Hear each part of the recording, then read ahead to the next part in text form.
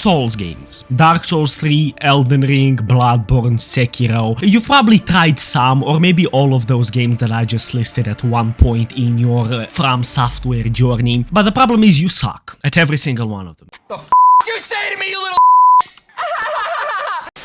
If you're one of those people who tried Elden Ring out for the first time, got in Limgrave and tried fighting the golden horse dude and died and then quit, or if you're somebody who tried Sekiro, got to the Genichiro fight, saw it has two phases and then quit, or if you're somebody who just tried Dark Souls 3 out, saw how linear it is after trying Elden Ring and then they quit, or if you're somebody who tried Bloodborne out and literally raged because you couldn't stand the normal dogs attacking you anymore, this video is for you.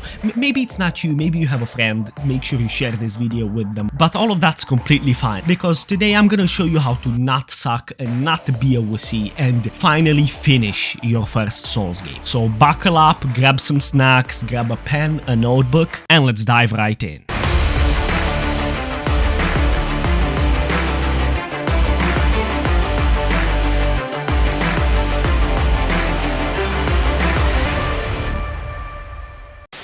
For the record, this video is for everybody and it's entirely a joke, so you should not take anything I say serious. I hope you enjoy. Okay, so first things first, I'm not gonna drop y'all some bull advice like be patient with yourself and stuff like that. This is genuine advice coming from a terrible Souls game player like myself who started enjoying the games more and more. The first advice I can give to all of you guys is that it is completely fine to do your research before you start your playthrough or during your playthrough with a Souls game. There is a bunch of people out there who consider looking stuff up or researching cheating when you play games like these, but that is so cap. There is nothing wrong with researching where an item is or where a weapon is or where a boss is during your playthrough, or looking up beginner's guides and tutorials before you start your playthrough, especially if you're somebody who doesn't like being thrown into a world and discover everything on their own. Looking stuff up can help a lot, and there is nothing wrong with being informed, and trust me, it will make your playthrough a lot easier, and maybe you won't quit right off the bat because you have no clue where to go. Advice number 2, you need to understand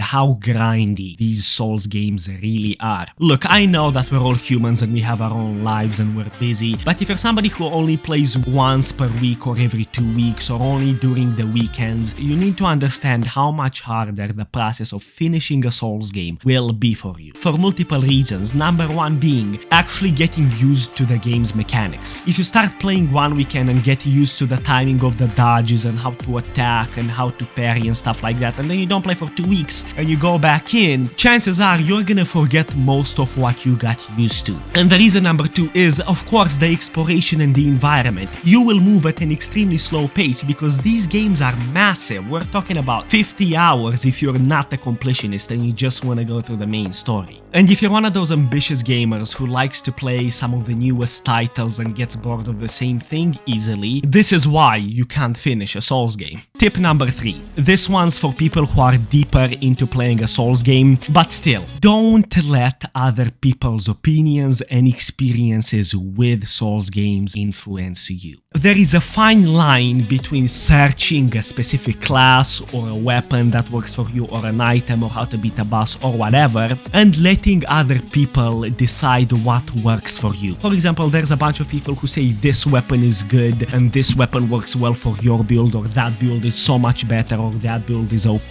but you currently have a weapon and a build that you're absolutely slaying bosses with and works super well for you. You shouldn't really change just because a lot of people are saying that your thing is trash and their thing is better. Don't let other people influence you and stick to what works for you and what feels comfortable for you regarding builds, classes, weapons, equipment, and anything truly. Advice number 4, and this is probably the best 3 words I have said the whole video, and the people who play Souls games and finish Souls games know what I'm about to say. Don't be greedy. Whenever you are in a boss fight, no matter the Souls game, I know it's super tempting to just go in and attack, but you do not win boss fights by attacking. You win boss fights by learning the boss. And you can only do that by taking a step back, watching the attack patterns, learning how the boss moves, when it attacks, and when you're supposed to dodge. Because in every Souls game, bosses have specific attack patterns and specific times where players have an open window of attack. So no, you don't just start a boss fight and you go ham with attacks, because that's how you die, and that's how you rage, and that's how your controller is gone throughout the window, or your fist goes through your monitor.